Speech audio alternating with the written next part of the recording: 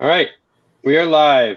Welcome to another episode of Studio 6 Paranormal Podcast. I'm your host, Jay Hill, and with my other host, Elizabeth Merriquin. How are you? And our special guest tonight is John Griffin II from Uini Research Team. Thank you for showing up. And first off, I would like to say my condolences to you and your family of your brother.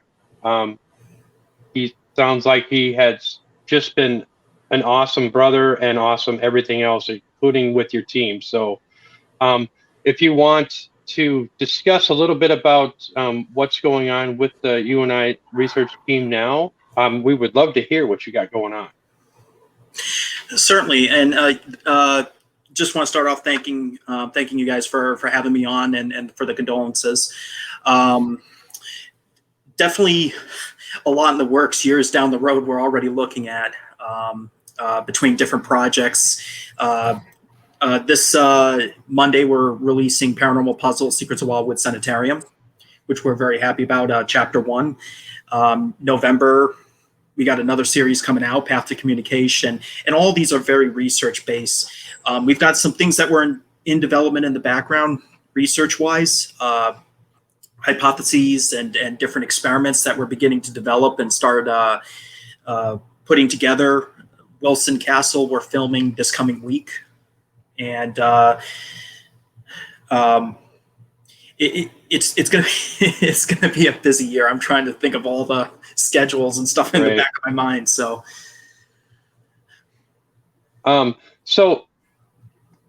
talk a little bit about is it when you got onto Paraflix, what was your driving force in wanting to contribute to that on Paraflix? I mean, what was your main objective, like your baby, so to speak? Was that the Windsor Castle? Is that what it's called? Wilson Castle. Wilson Castle. Yep. Okay. So the purpose of the series,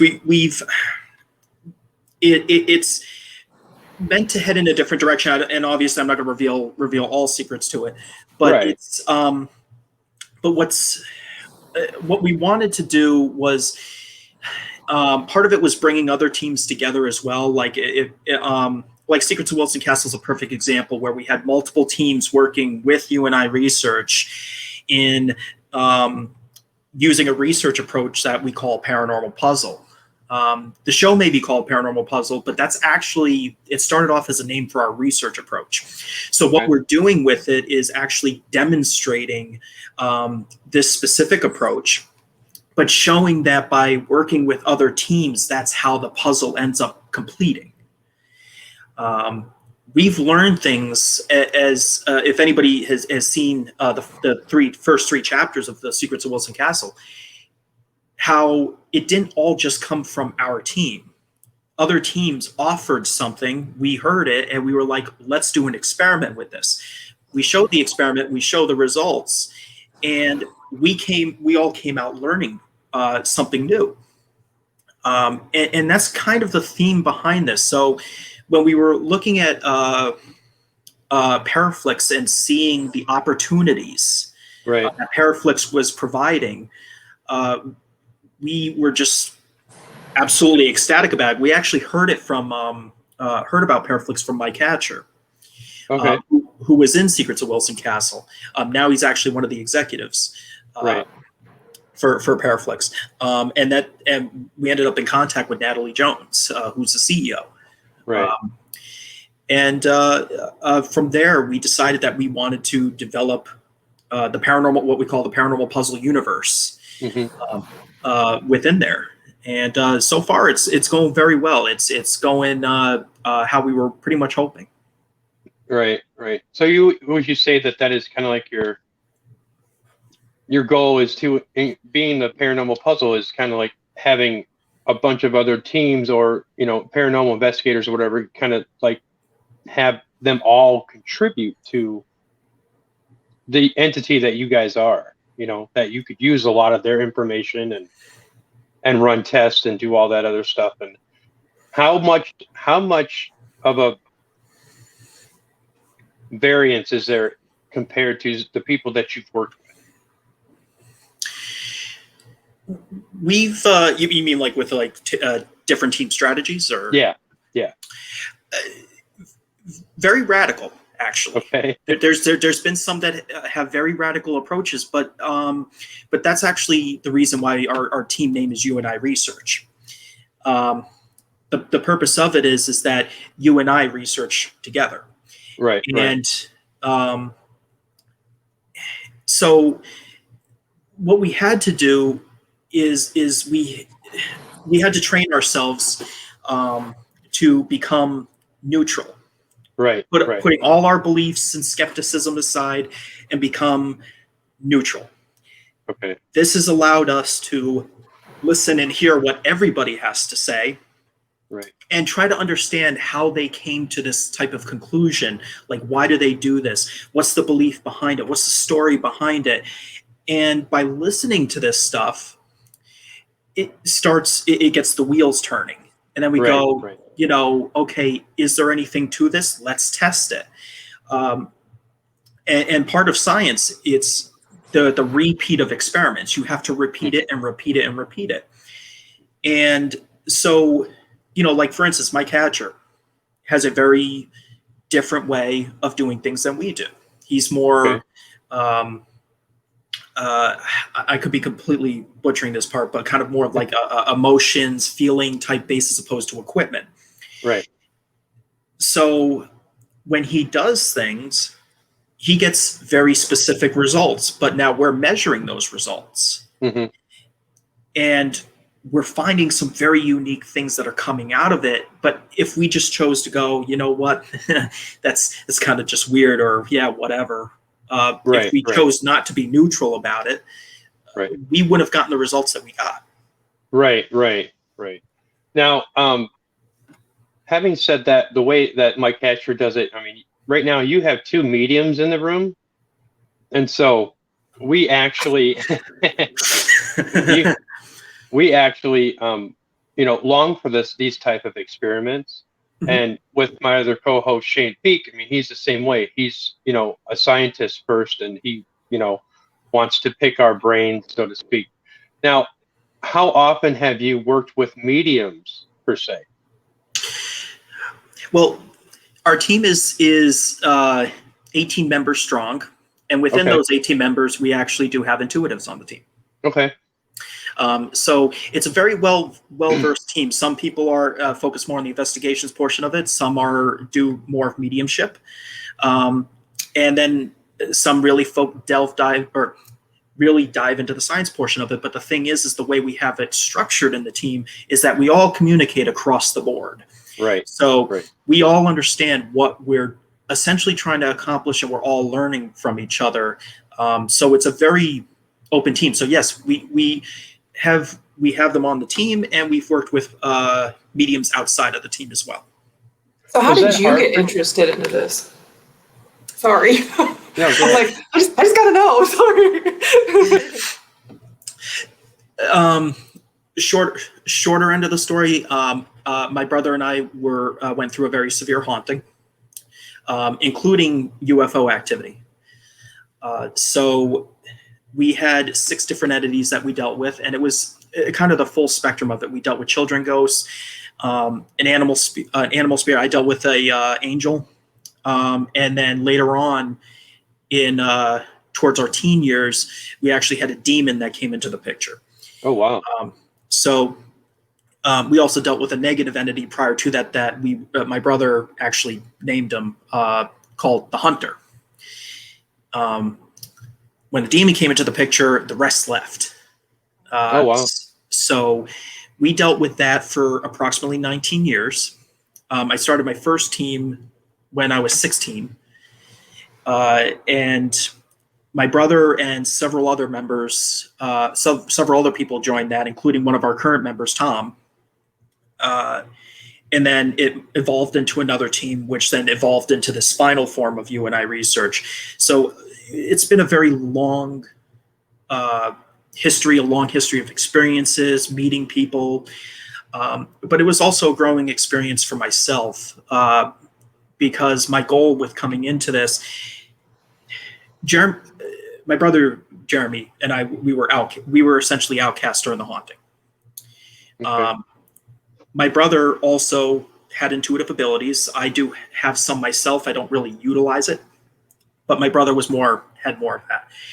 And the thing that made it difficult for us is that we saw all these different beliefs that were happening, and people telling us they didn't believe what we were going through, and we basically got to the point that we felt like we were alone in the world.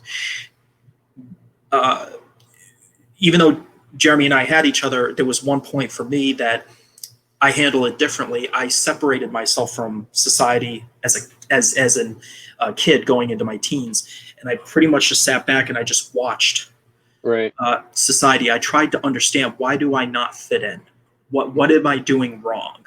And this started in the experiences for me started in nursery school when I was 4. Oh wow.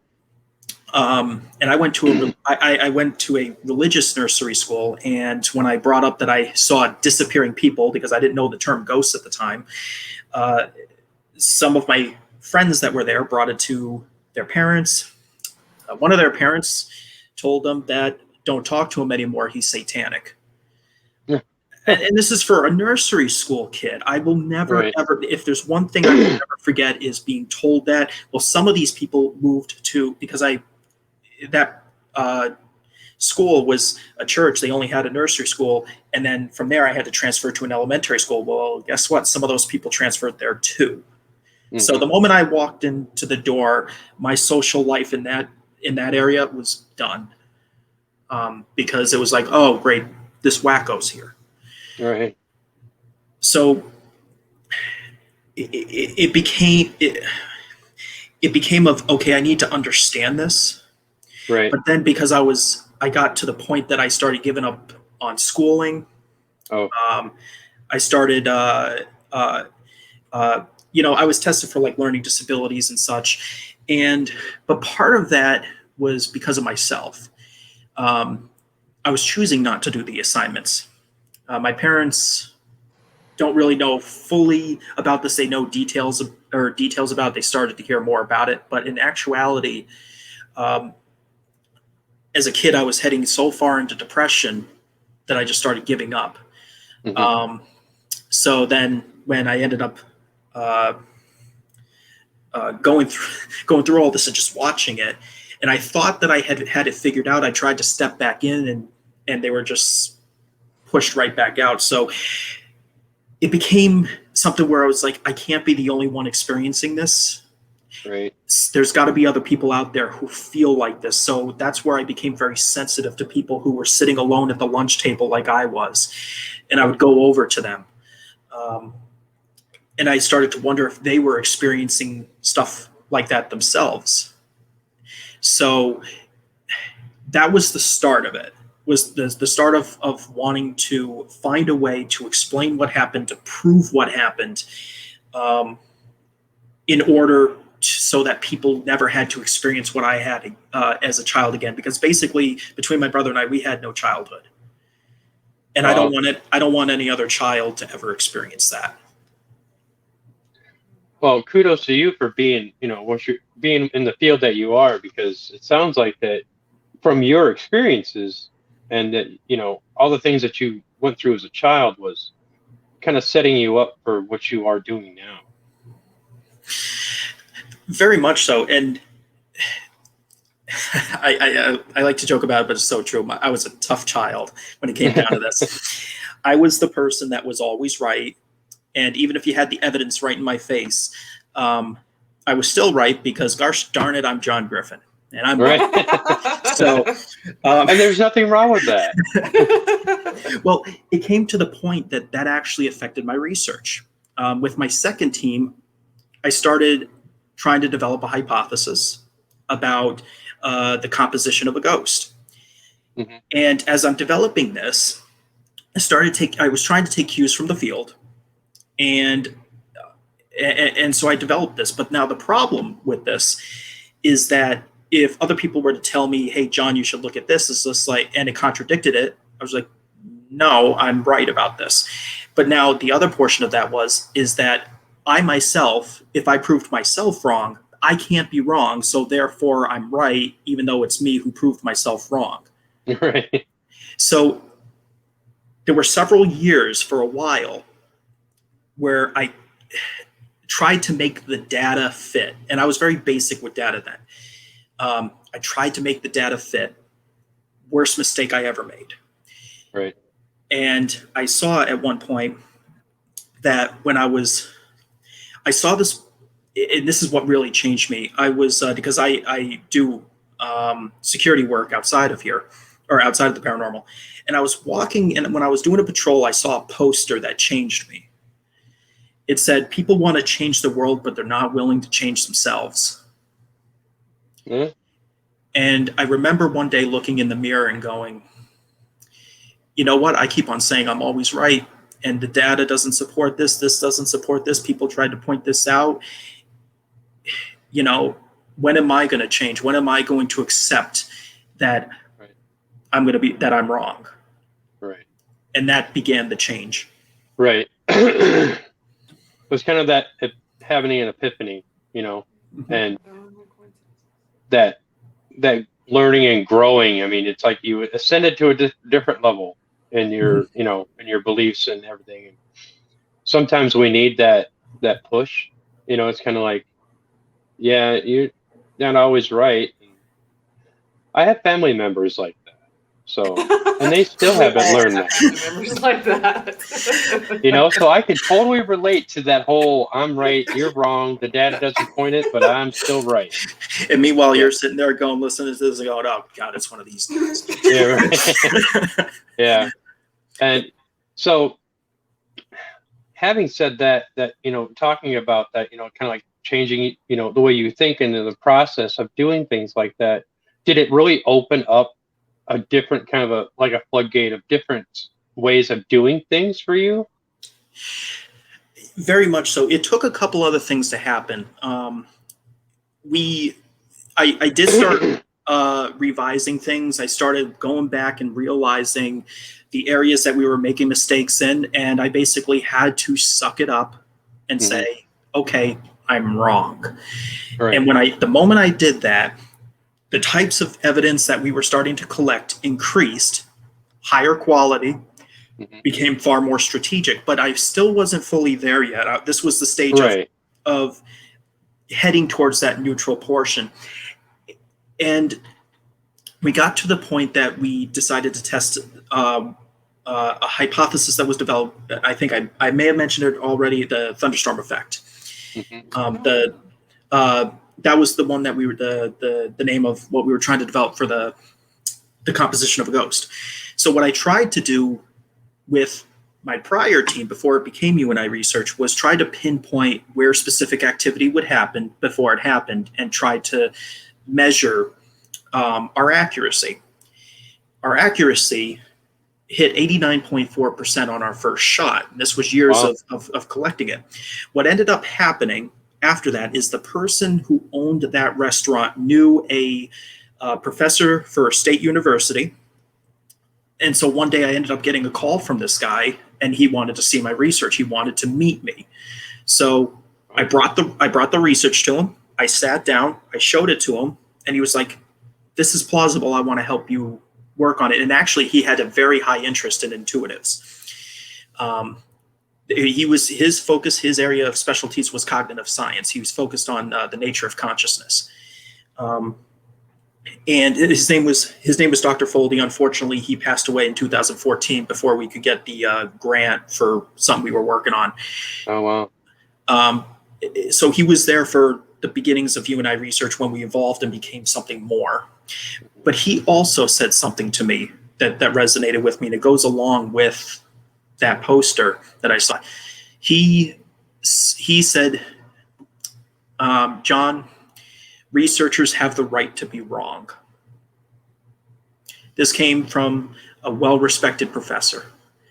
I was just like, wow. And then my brother came along and added to that. He was originally the chief science officer for the team. My brother Jeremy said, when I told him that the professor said this to me, he goes, yes, and remember that every wrong answer is an answer. It just means that you've shut another door and you're getting closer to that right door. Oh, yeah. Wow. That's one way to look at it. Well, so is there any possibility that anybody else would want to give you a grant for your research? Well, behind the scenes, we actually have the Paranormal Puzzle series specifically has actually caught the attention of some professors. Okay. So we do have some physicists and stuff that are in the works, and on top of that, what's interesting is we have she's actually lateraled over to Jeremy's old position. We retired chief science officer, so the new position is called scientific applications director. That's Robin Ramsey, and Katie Peak took over her old position of chief investigations officer. Okay. Robin and her husband develop equipment for the team from the ground up, and actually the stuff that they're developing goes along with what we were originally trying to get the grant several years ago. It was about it was going to be a grant for approximately $300,000 we were aiming for. Holy cow! And it was the professor that was going to be able to get this, because we were going to be a part of it, but then he also had a bunch of cognitive experiments that he wanted to do, and he wanted us involved in it. So we were a piece of that, and our equipment, it sounded like what we wanted to develop was going to be about $150,000. But it turns out with the person who was developing it is also a physicist. So Robin's husband is building this stuff, and it's going through phases, as rather than it being all completed in one shot, it's going through its phases. Right. And we're already starting to see the results as a result of it. But this is, you know what, it's coming. The universe is throwing it at us in a different way.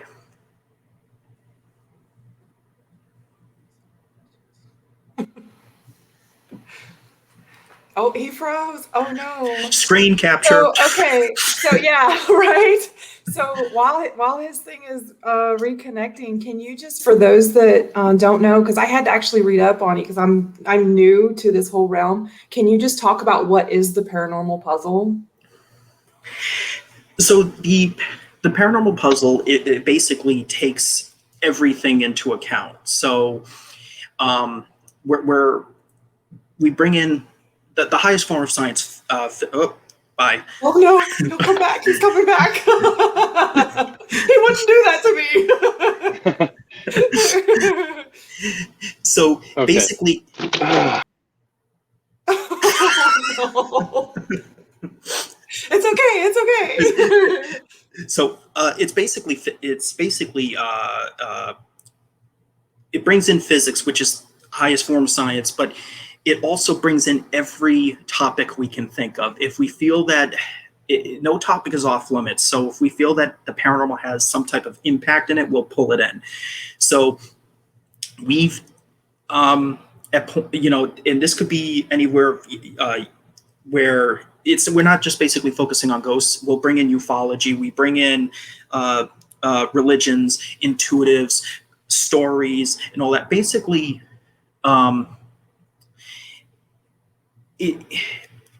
everybody that is experiencing and these beliefs and all these different things they come from somewhere. My question is where do they come from? And that's where basically it's like right now how you take a puzzle box and you dump the box, right? Mm-hmm. You don't see the picture, so you're sitting there and you're trying to put the edges together, and then I've got the edges. Well, you start putting one piece together and it starts coming together. That's essentially what it is like what pieces fit, what pieces don't. And sometimes it comes in ways that we don't expect. So I'll give a perfect for instance on this. When we were dealing with just like ghosts in general, and we had intuitives with us. My rule on the last team was intuitives could not review evidence.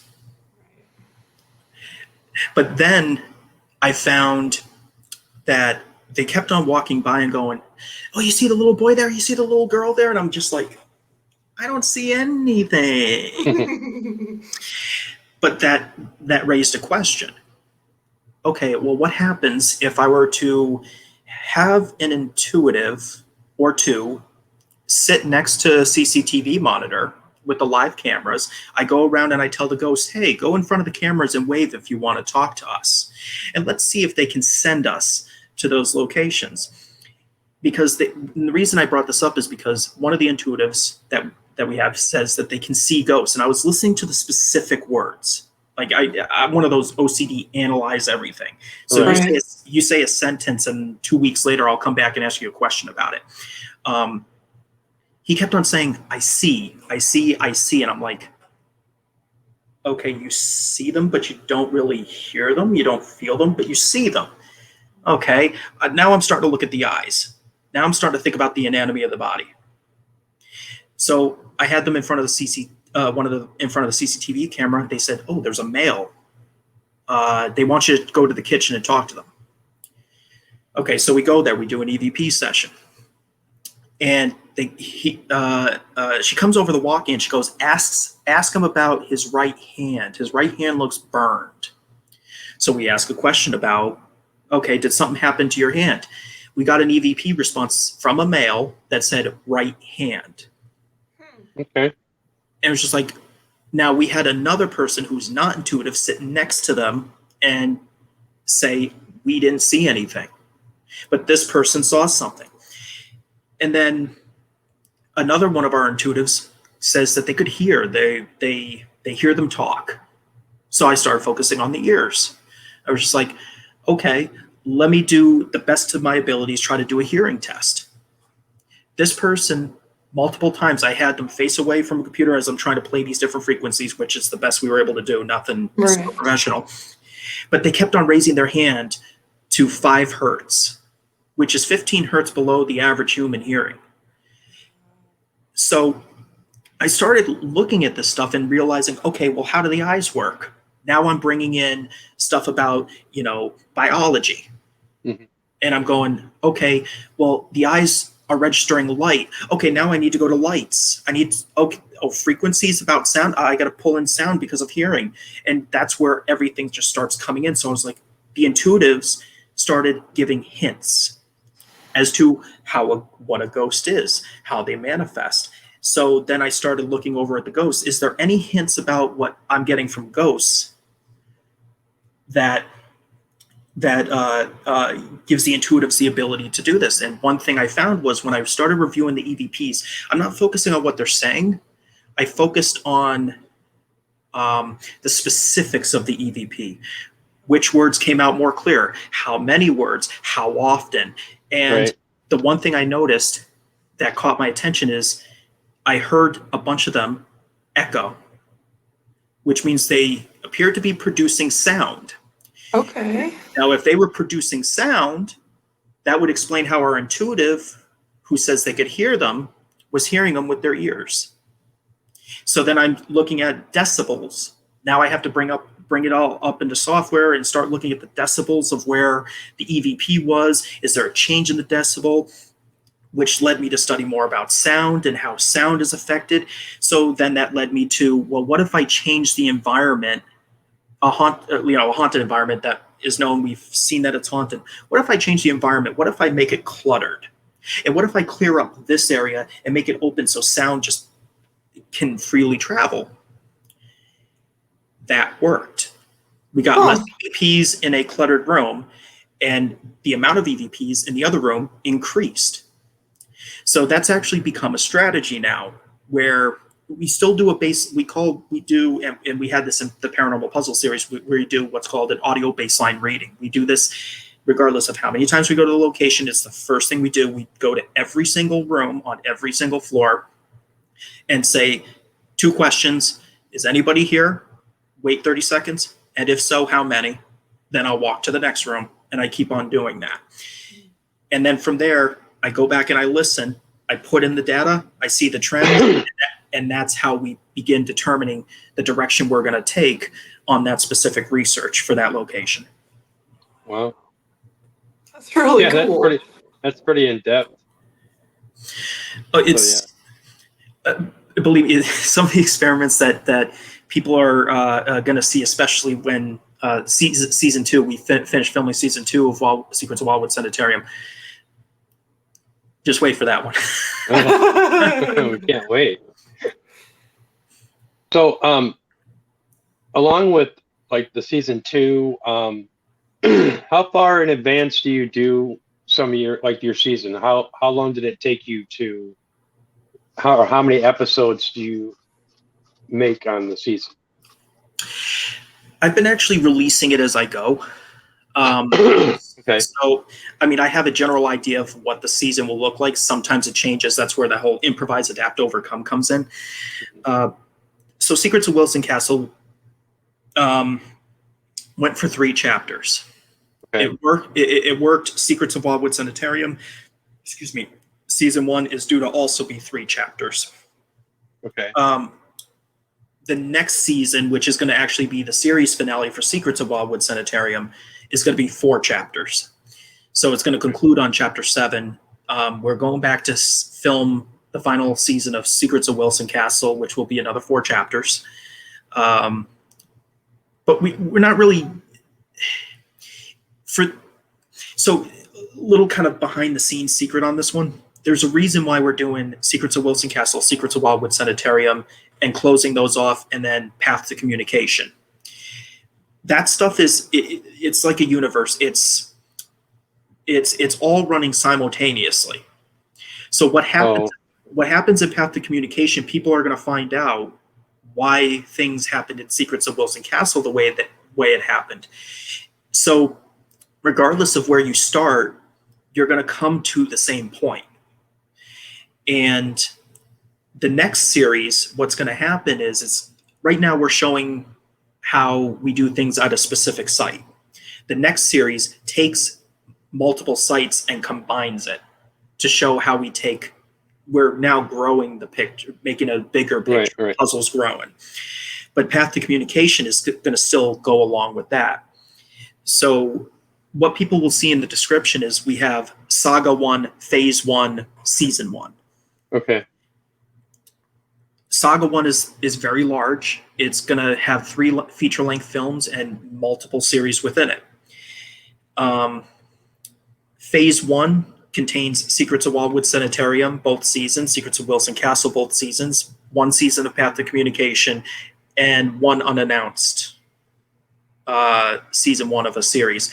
And then it's going to end that specific phase, we're going to have a paranormal puzzle, and this will be the first time, or no, is this the first time? Okay, it'll be the first time I'm announcing this publicly. Great. The first feature-length film, which is going to be approximately 1.5 hours to 2 hours, is called Paranormal Puzzle: Secrets of the Unknown, Chapter 1. And you've heard it right here on Studio 6 Paranormal Podcast. Yeah. Now I got a question. How far are those 2 buildings from each other, mile wide? One's in Vermont and one's in Western New York. Okay. So it's for me, for getting to Wildwood Sanitarium from where I'm at right now. I live in the Albany area. It's approximately 320 miles to get to Wildwood Sanitarium. Mm-hmm. I don't remember the exact mileage. It might be 100 and something from where I am to Wilson Castle. So it might be, I'd have to check between those distances. It might be like something like 500 miles, something to that effect. Okay. So one of our shows I did with Brandon Crody was talking about the distance between places and doing like a live spirit box session and stuff like that from where I was at and where he was at in Maryland. Mm-hmm. Now, have you ever tried to like be in one location, and if you mention another location that you were just at or that you have investigated, have you had any activity to correlate with the 2? Because we believe that there's no, it's miles do not mean anything in that side. You know what I mean? So I just wondered if you have ever experienced. So a few things to go with that one. So I smile listening to this. I love this stuff. Okay, so Jeremy York from Things, and Jenny Sullivan, who has runs a research team in Ireland. We did she was doing a Facebook Live, and she was investigating. I believe it's a castle. Sorry, Jenny, if I'm wrong on that. I believe it's a castle. She loves castles. I love castles. Yeah, right. So Jeremy York came up with this idea of using dog whistles, and since he came to us and a couple others, we tried the dog whistle experiment with him, and we came back to him with the data and showed that it actually changed how things worked at Wildwood Sanitarium. It was really weird. The stats just went completely berserk. We've been doing research at Wildwood Sanitarium since 2018. We've probably been there like almost 50 times now. The trends remain the same, except when we use the dog whistle. So Jenny was trying to do the dog whistle experiment over in Ireland. And all three of us at the same time blew a dog whistle, and the activity at the castle completely changed. Really? It just completely changed. So we were essentially investigating a castle with her from New York. So cool. Yeah, that's awesome. But we decided to try more things with that, because we found that was so amazing that we were like, the team, our team stepped back and was like, well, wait a minute. Can ghosts FaceTime each other? Can we get a conversation recorded between two ghosts talking on the phone? Oh, that would be cool. We did get it. Oh. You actually hear, we did it at Wildwood Sanitarium, because Wildwood Sanitarium, they are so darn cooperative. We have this little boy, Tommy, and downstairs in the basement, I think it was either Dr. Henderson or Dr. Perry, we had a recorder next to the phone. We had the FaceTime going. We had team members down in the basement, team members up on the second floor. You hear Tommy at first, but then you hear somebody come through the phone, not with the ears, but we heard it on the recorder, telling Tommy to come downstairs to the basement. Then we no longer got Tommy up on the second floor, and they were starting to get things down in the basement instead. Oh, wow. Oh, my goodness. So we actually tried another experiment, which we're not going to show the results of yet. That's actually season 2, Secrets of Wildwood Sanitarium. We had played some videos and showed a photograph from Wilson Castle at Wildwood Sanitarium, and had the entities on the second floor review it with us. Do you see anything in this photo? How do you see it? Oh, here's a picture. We want to see if they saw the picture of the apparition that we got from Secrets of Wilson Castle. Do you see the apparition? Is it solid, or does it look transparent to you? Who's this person? Do you recognize this person? And we played a video of my brother. Do you recognize this person? And tried to see, intelligence-wise, how much consciousness, how much do they retain? Do they remember this person? Mm-hmm. I'm just going to say, wait until you see the results on this one. Oh, I can't wait. That sounds goodness awesome. gracious. That is so amazing. Right. So you're kind of like, I've had these thoughts of the communication-wise for a long time, and different aspects, and these questions that I have on my brain. And talking with you, and you've done a lot of the things that I have thought about, you know what I mean? That, is it possible to do this or do this? And I think that that's awesome. I mean, there's a reason why I'm asking you, because evidently I know now that it's possible, that it can be done, Yeah, I just think that there's no space in between. I think it's just, no matter where you're at in the world, it's, and you could probably do FaceTime with a spirit from Scotland to New York. Mm-hmm. You know what I mean? So amazing. So yeah. Well, there was another thing we were trying to test with that, and it wasn't always just about talking to them. We wanted to see if they could actually, how do they travel? Right. That was another thing I wanted to know. If we gave them, we opened up the cell phone and did the video and such, and we gave them the location, does it almost act like kind of like a, I'm not going to say a mirror, but it was kind of like, can you travel through there and go to the other location?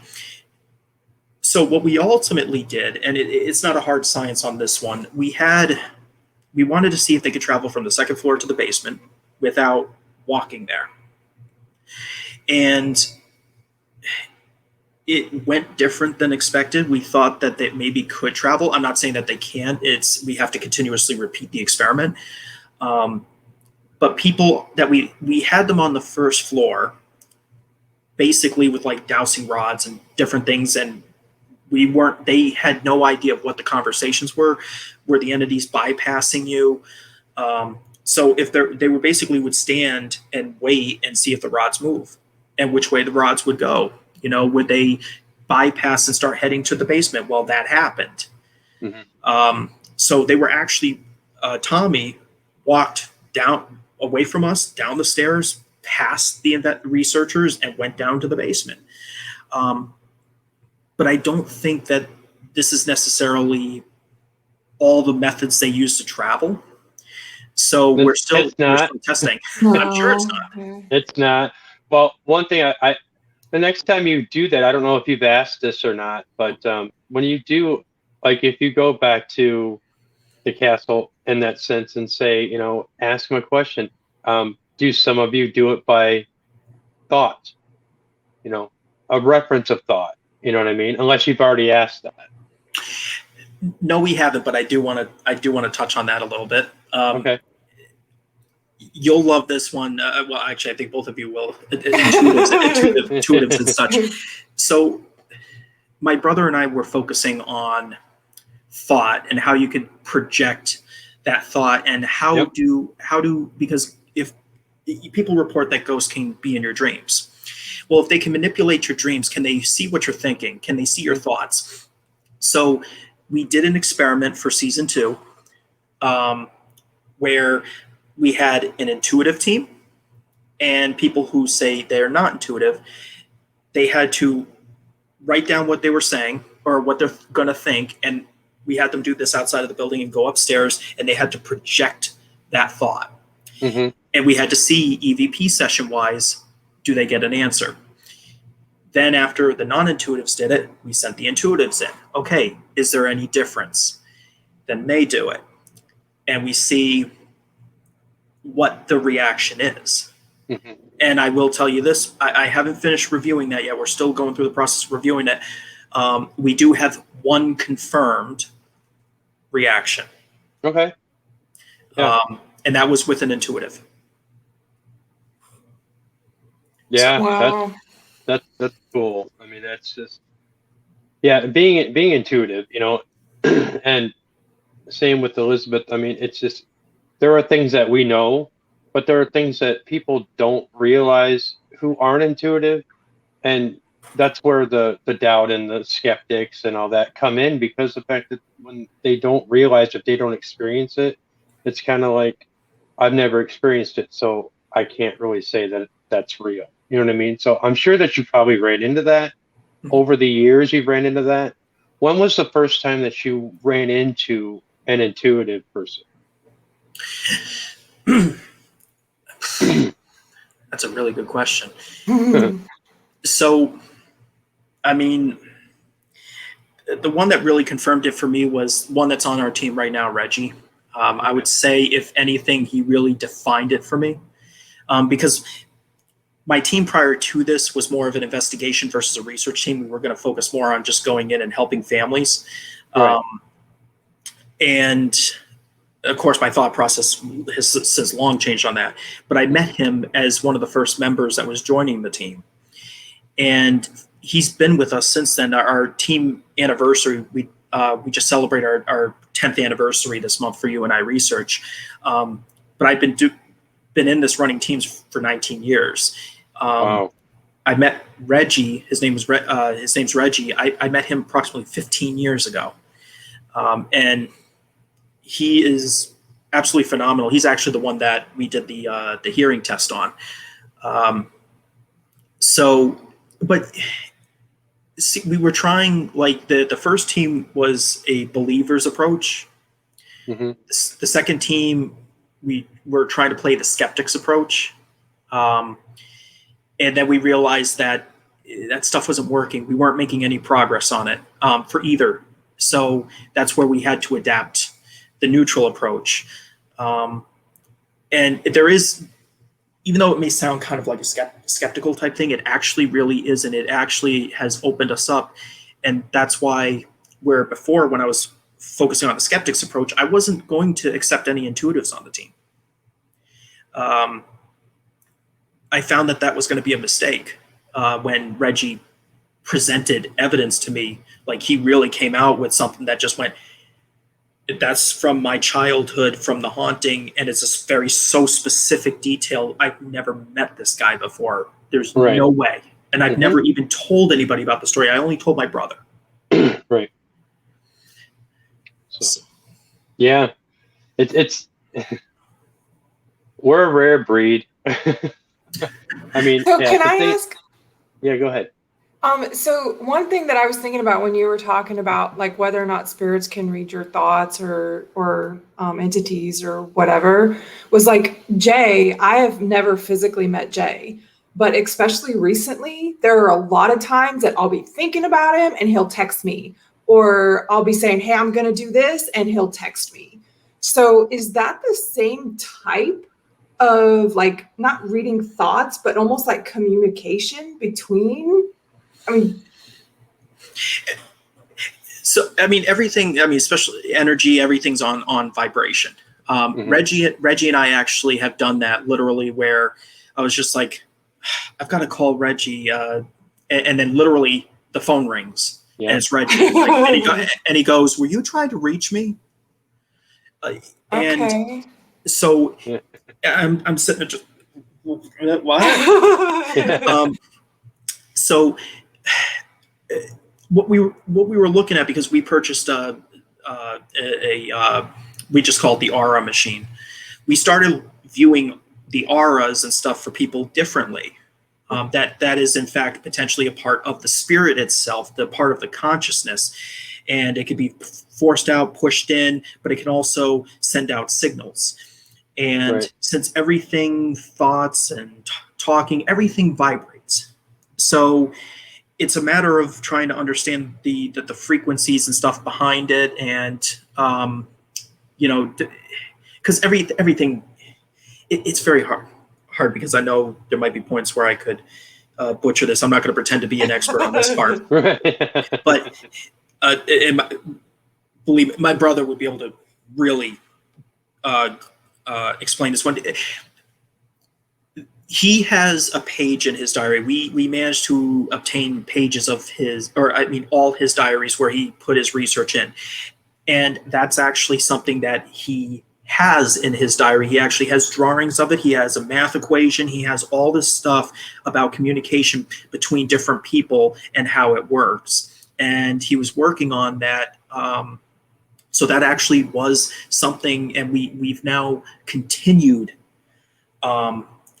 working on that. So that's actually a part of that season 2 is starting to continue that experiment.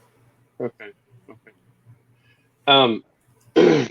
How do you feel about when you investigate? I usually ask people this question. How do you feel about like having thunderstorms or lightning or something like that? When you investigate, is that something that is a good trigger for you, or is it something of an annoyance, or is it something, you know what I mean? That's actually kind of how the thunderstorm effect is based around. And I've never heard that thunderstorm effect. So basically, what we found is that like once we begin to understand the composition of an entity, we can begin to understand the manifestation process. We can begin to understand how they speak without a physical body, how they can move objects without a physical body. If we understand their composition. But that also means that we have to understand the environment surrounding it, because what we're finding is that it's environmental for manifestation and such. We're finding that it's not necessarily them who can manifest. Sometimes the environment is good enough for them to be able to do it. Mm-hmm. So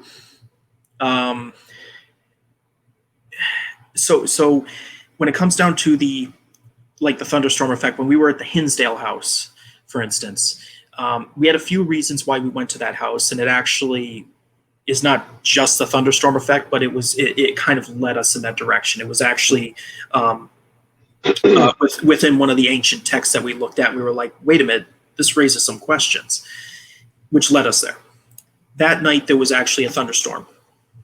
We caught 2 apparitions using long exposure photography that night within under 500 photos. Now, statistically, what we've seen is that usually it takes anywhere from 1,000 to 2,000 photos to be taken before you get something possibly. This one was full body, and then another one was like a skeleton face behind me. And we're like, well, this is weird. And literally the next day we went to Wildwood Sanitarium, and we weren't getting any apparitions. We're like, okay, now we need to study the difference between environments and see. And we found trends for apparition manifestation. We were looking for missing pieces of the puzzle because certain experiments that we did, there were plenty of experiments that we did for apparitions and they failed. That's part of research. But now we started seeing new things that we didn't know about environment conditions and stuff that kind of brought us down another path and adds to it. But we've had to test this with thunderstorms, after thunderstorms, before thunderstorms.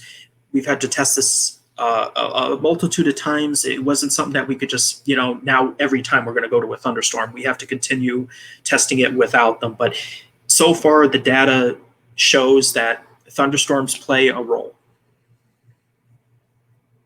Wow. I kind of always thought that.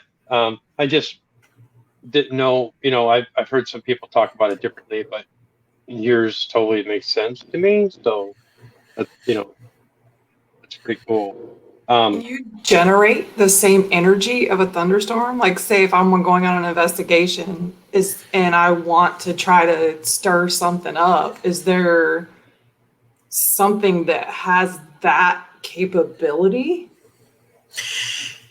There's something new that we're studying with apparitions that may play a role, and we don't know yet. We've found that a lot of them are either at higher elevations or within an area that contains humidity. Like, for instance, and this is not just evidence that we've caught. We look at other teams' evidence where they catch it. We listen to their stories. We read up stories online. People are talking about the whole full moon and apparitions walking along the water. They see apparitions and objects moving in their kitchen, their basement, their bathroom, or it's coming out of their bathroom, or right near there, or people are going up in the mountains and they're dealing with apparitions up there. It's just like, I see this more than I do anything else. And yes, there's always things that are different from that, but I'm finding that the differences are there's a huge number between them. So when I hear about these stories about other apparitions happening that defy some of those other trends, I go back and I start looking at it. The team in general, we look at it and just go, well, why does this defy this? But it keeps on leading us back to humidity. And we proved a point. We did this at actually an event where we were doing an EVP session, and we noticed that the humidity was going up and the temperature was dropping. And I told everyone, please be quiet right now. We're about to get an EVP. And we ended up getting an EVP within a minute. So, and part of that was also the understanding of how sound travels too, because during the day and night, sound travels radically different.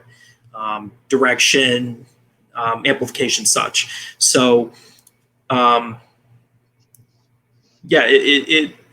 we've been able to recreate some things for the environment. The apparitions, that's an area that we're still working on. It's become a primary thing for us. The EVPs, we've got them down pretty darn well. There's missing pieces, but we're getting there. Apparitions, we're really pushing them. Right. Now, have you personally seen a full body manifestation, like a person actually standing right in front of you, solid, looks real? Okay. Yes. As a kid, yes. Yeah, so have I. People. Yeah. So yeah, that's and at that time when I had seen that, I was like 16 and I wasn't scared by any means. You know, it was just the person looked real. Mm-hmm. I think it's when people start seeing like entities and you could see them as an apparition, but you could see through them. That's when people might have a problem. So, you know, when you're out there and you say, can you manifest yourself, make sure you put that stipulation in there. It says, could you make sure that you're solid because you're going to freak out a bunch of my investors. No, Which I don't think they'd adhere to, but it's worth a try, I guess. Appear solid and reach through the wall. Yeah, right. It won't notice that. Yeah. Yeah, I've seen, you know, things out of the corner of my eye. I've seen, you know, just random things and just even sitting right here. I mean, I saw a white anomaly just right in front of me. You know what I mean? And I know my camera's trying to refocus and this and that with this light, but it's just really weird that because my light's over here is over here. And it's just, I was trying to think of something. I was trying to think of some type of energy or something like that to try to see if my camera would actually, you know, kind of flare like that again. I did it a couple times, but that's just, I won't put any stock in. I'll just take this. When in doubt, throw it out. or just throw your camera on the floor. Right. Yeah, like you did earlier. Yeah. I have no idea why that was like that. You guys froze, and all of a sudden I had this gibberish in my ear, and it sounded like somebody else speaking to me, and it was you guys were totally froze, and it was this woman's voice was coming through. I don't even know what she was saying, and then all of a sudden my camera fell, and I picked it up and dropped it like 3 times, and then I finally got it, and it was just then you guys weren't unfrozen. I was like, I'll have to go back at the tape and look at it because I know it's on there because I got it in my ear. So I don't know if it was something maybe you were speaking or something else, but it totally sounded freaky. So, and usually I'm not, you know, freaked out like that. It takes a lot. So, have you ever been at a location where you just like, I can't be here. I gotta go. You know, something's really doesn't sit well with you. I mean, I've had those feelings, but I've never actually really left. Right. I'm so darn used to it that it's just there could be second nature. Objects just being thrown around, and it's just like somebody get the camera. Ah! Right, where some people would be running out the door and trampling over whoever's in front of the door to get out the door. You know what I mean? So I want a camera set up for that too. Say, watching some of those videos, you know, like I caught on camera or something like that, and it's just like if I was there, I'd be like, yeah, I would like to see it. You know what I mean? Maybe I could then find out who's doing it. Mm-hmm. You know, being intuitive, and then I can usually see, you know, hey, okay, I know who it is. You know what I mean? But yeah, it's just I don't even watch any of those shows anymore. It's just, you know, I mean, sometimes I do. I mean, you know, I can, but it's just I'd rather do that research and investigation yourself. You know what I mean? Mm-hmm. But I think that's about all the time we have. We have half a minute left, so I want to thank John for coming on very much. I mean, it's just been, I've learned a lot, and this is why I do this, because of the fact that I want to absorb a lot of information from a lot of different people. You know what I mean? So, and I want to thank my other co-host, Elizabeth. Thank you very much. You're so amazing, John. Like, I look forward to watching your show. Yeah, we can't wait to watch that next season. Just the way you talked about it, it's exciting. So, congrats on your success for that, and we really do look forward to, you know, seeing what else you come up with. Awesome. Thank you so much. Yeah. Where else can we find you? We're on Facebook, Paranormal Puzzle by Uini Research, and our website, www.uiniresearch.com. Okay. Sounds great.